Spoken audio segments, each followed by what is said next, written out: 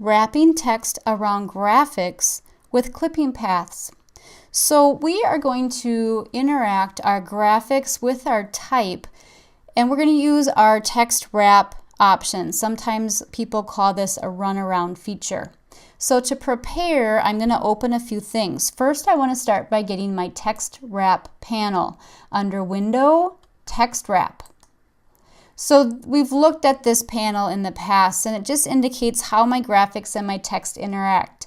The first one being there's no interaction. My graphics will be on top of my text. The second is where it looks at the bounding box, and so the text will expand or move away from the graphic up to that bounding box. And the third is the one we want to look at today, wrap around object shape.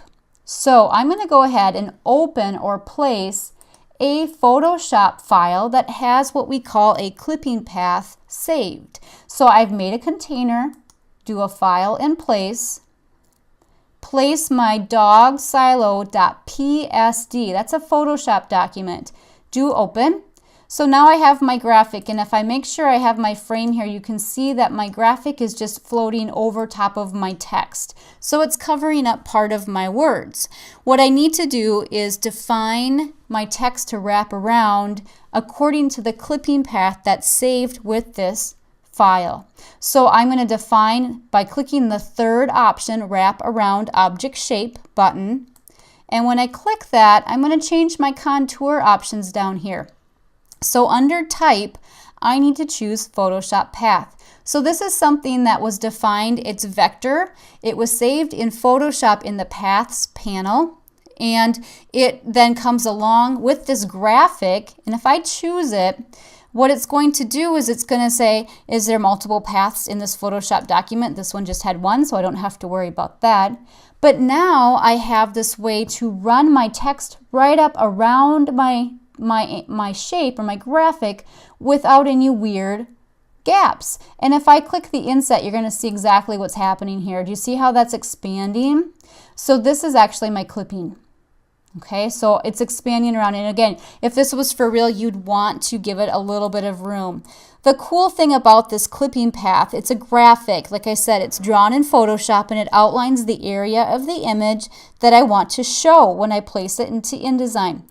The cool thing is it's vector. So I actually can use some of my tools like my direct selection tool, and you can click on these anchor points and you could edit it. I'll do something extreme here to show you exactly what I mean. So the text is being defined by this vector outline that has been placed around the dog. Pretty cool.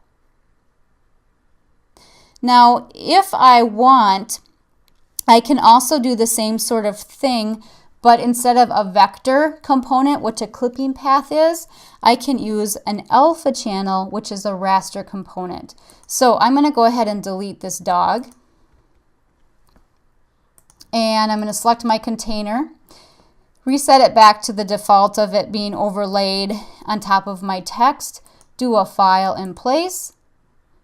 This time click My Basketball. This is a TIFF. So right now you can see that I have this bounding box around it. Let's click to wrap around object shape, and this time on my contour options, my path is grayed out because there's no clipping path, but there is an alpha channel. And the alpha channel will allow me to then go close around my basketball. And if I inset it and outset, you can see that I have a line around this one as well.